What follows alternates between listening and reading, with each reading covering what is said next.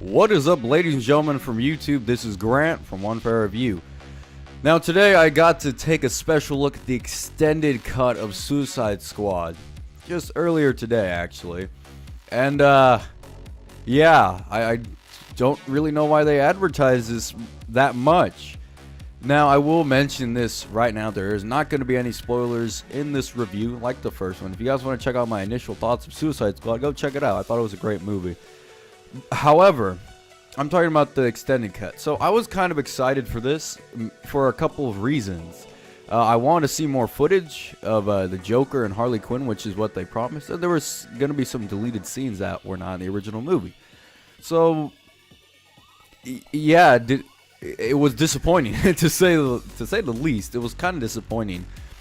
And the reason for that is because there wasn't really much there. There wasn't that much anything really. If anything, the movie originally, from what I could recall, was like 2 hours and 2 minutes, something like that. And the extended cut is honestly only like 2 hours and 14 minutes, really, or something like that, or 2 hours and 16 minutes. My bad. All right.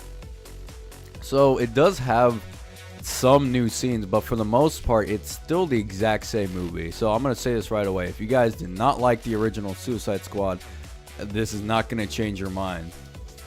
As for the new scenes added, there was one scene that really did stand out to me as a new scene, and it was really cool, but it's not a scene that I could really say like, oh yes, that made the movie a whole bunch better. A great example for an extended cut that actually really worked for the movie's favor is Batman vs Superman, because that movie, theatrical release, was not a good movie. It was okay at best.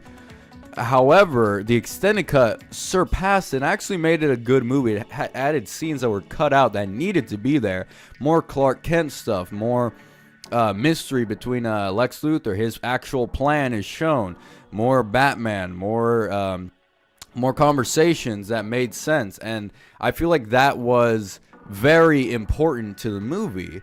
However, in Suicide Squad extended cut, there's really not much here to give that much of a review. This is sort of, I guess, just a revisiting. For the scene that's new, it's cool, but it's not something major if that's what you guys were expecting. There's not much new. There's a few new tidbits of Joker, but that's it. The movie overall, I think the same thing. I always thought about it. I think it's a fun movie. The story's okay, and the villain, she's cool looking as hell, but she's okay. And the characters are just kind of great characters in general. I think that they all played their roles right. Other than that, not really much I could say about the movie, honestly. It's just sort of okay. Or the extended cut, at least, it's just sort of okay. It doesn't add much to the movie. Now, I will commend them for one thing: it's the exact same price whether you get the normal version or the extended cut. In my personal opinion, if you are that curious, you can get the extended cut, and honestly, just get it. Like, the scenes that were added in were interesting. They were kind of cool to see. They're not that special, but it's the exact same price, so you might as well kind of get it. And the final verdict is the exact same verdict I gave for Suicide Squad originally. It's an 8 out of 10. I don't think it's a great, perfect movie. The story is definitely not amazing. It's just an okay story with great characters, some funny moments, great soundtrack, a good style, and I really liked it. And if you originally liked the Suicide Squad, you're gonna like this movie still. And if you didn't like it originally, the extended cut's really not gonna change your mind. Anyways, please rate, comment, and subscribe down below. Tell me your thoughts on Suicide Squad. If you loved it or you hate it, I want to hear it. Next time on One for Review, I'll be reviewing some more movies.